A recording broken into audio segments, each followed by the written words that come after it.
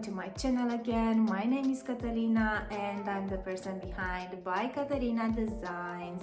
And this week we have special weekly journal. I was talking about the hobby challenge, the No Shades of Grey. I was sharing with you how my daughter helped me to design a sweater, and this week I'm planning to finish the sweater. And I don't know if it will be possible or not, because there is a few more things to work on it, and the period is short, but I do hope that I will have a lot of progress to show you. But before that, I want to show you how I was calculating everything, and because I told you I chose a cuff-to-cuff construction to be able to work those stripes on the sweater easily, not to work a technique like a color work or intarsia or something like that to make it sound difficult. So I've chosen to go from cuff to cuff, so you will be able to put the stripes like working color by color, the stripes. So, and now I want to show you how you calculate such a construction for your own measurements. So yeah, let me show you how to calculate this, and to show you a bit of the progress of the sweater, and then maybe we will talk again and see if I will be able to finish this challenge this week. Wish me luck! Okay, so this is basically the shape that the sweater will have before assembling. So this will be the cuff, and I told you that it will be a cuff-to-cuff construction. Now I have the front panel and back panel. So when you want to start this piece, you will have to make a gauge swatch first. So the crochet direction will be this one, from one sleeve to the other sleeve.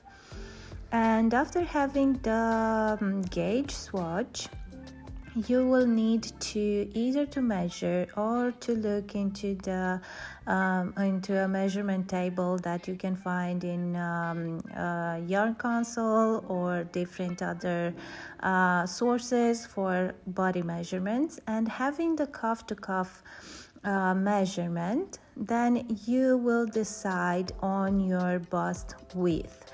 So I decided to have 55 centimeters, and then to calculate the sleeve length, I will need to subtract from the cuff to cuff length the bust width, because in this way I will be able to calculate the sleeves, because I don't really know where the shoulder will drop, because it will be a drop shoulder construction. So I don't want to measure the sleeve first, because then it might get too long or it might get too short. So that is why from my cuff to cuff length, I will subtract the bust width that I wish to have with the ease that I need and everything, and I will divide it by 2, and this will give me the sleeve length. And then according with your gauge, and you will decide to have what sleeve circumference do you want, and start with that. Then after finishing the sleeve length, you will need to add the length of your sweater, because at first we are working the width only for the sleeve, and you'll need to fold in half the sleeve, and then to see what length would you like from shoulder to the waist or lower. And after that, after having the desired width, you will subtract the sleeve width, and then you will get the armpit length. and of course that you will need to transform that into stitches according with your gauge. And having the armpit length, which allows you to know with how many stitches do you need to increase, because after finishing the sleeve, you will have to add those stitches to complete the length of your sweater. So here is my finished sleeve, and after finishing I fold it in half, and now I do know how many stitches do I need to add for the length. And because we're working the back and front panel together, we will need to add those stitches at both ends to complete the body of the sweater with the front panel and back panel. How I did it here, after finishing the last row of the sleeve, I will rejoin the color that I will be using for the body, which is my first stripe in yellow. And right at the end of the last row, I will chain the number of stitches that I will need to complete the length, the armpit length that I just calculated by subtracting from the desired length the sleeve width, but only half, yes, because the other half is for the back. So now I will chain those stitches, and after chaining those stitches I will work my row, and after turning, and then at the end of the row, because I want to have the same height of the stitches, I'm working half double crochet here. So at the end of the row I will add foundation half double crochet, just to imitate this row over here that I will have with the half double crochet over the chain stitches. So here, after completing the row in half double crochet, I will add the same number of foundation half double crochet as the chain that I made at the end of the row, basically. So you will need to add the same amount of stitches, because you will have one piece for the front panel and one piece for the second panel. Now back to the paper. After we establish the length, we need to see our shoulders width, and this is according how many rows we need to work up to the neckline opening. And we need to establish the neckline width, the desired neckline width, and then from the width of our bust, of our body of the sweater, we will subtract the stitches or the number of rows that we have for the neckline.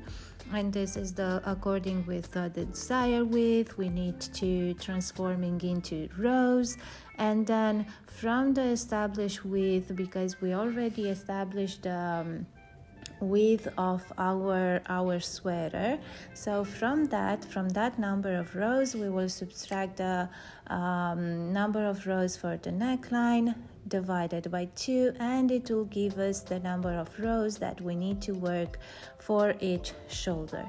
So after having the length, now we need to work those number of rows up to the neckline. And then when we got to the neckline, we will need to work separately that section, the front and the body, because we need that opening, so we cannot work an entire row. So for that number of rows that we establish for the neckline width, we will work the front and back panel separately. Then we will join again, work the shoulder width, and then the sleeve. Okay, so I finish here. As you saw, the neckline, so these two sections I worked them individual, so I split into front and back panel and then joined them together.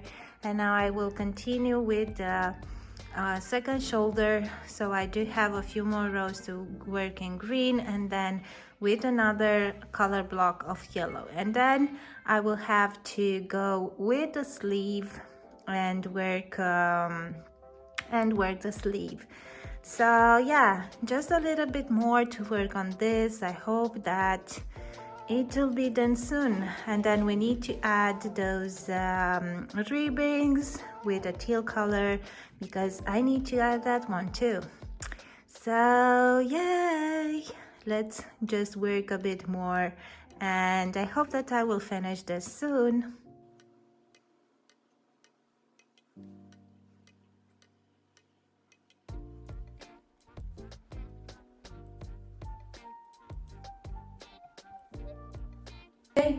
I just finished the sweater, but I do need to assemble it and to add the cuff ribbons and the bottom ribbons, but for now this is it. So now let's assemble, sew the pieces together like on the sides like this, and then we will work on the neckline ribbing, cuff ribbing, and the bottom ribbing. Let's see.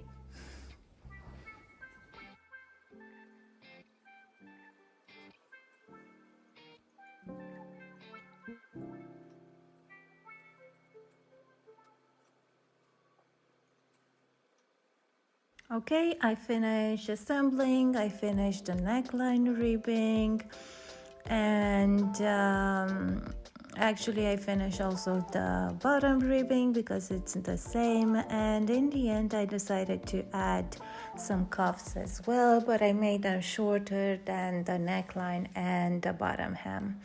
So I'm so close to the end. Now I'm just stitching together this ribbing ends, and yeah, can't wait to see. I do believe that it's a bit too long, but can't wait to see if or how it will look in the end.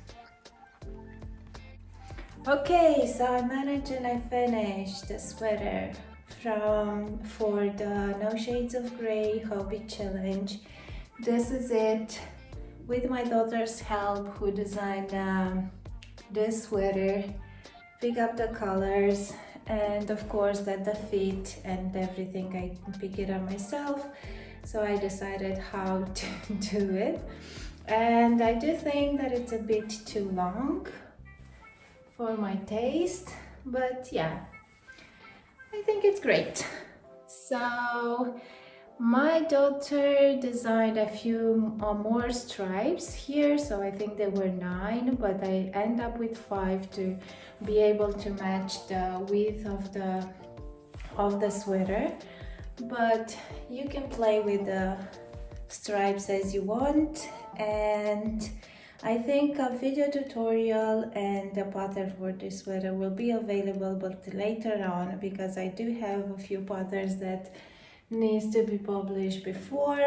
That's why I chose this open stitch pattern to be more likely to wear in the spring maybe.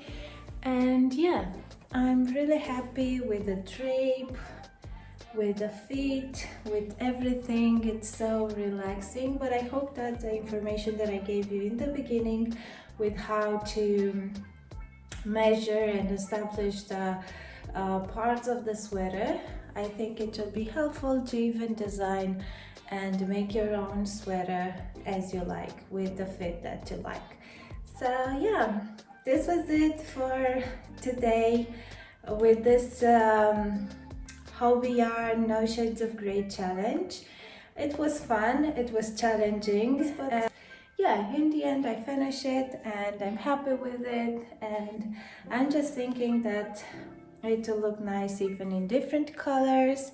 So plenty of things that you can do with this design and with this sweater. Thank you so much for watching this video, and next week we will meet for another weekly journal, trying to catch up with everything and to let you know what my projects are, what I was working on, well, besides of this sweater.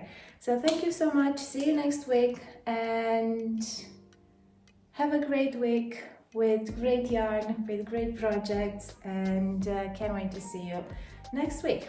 Bye!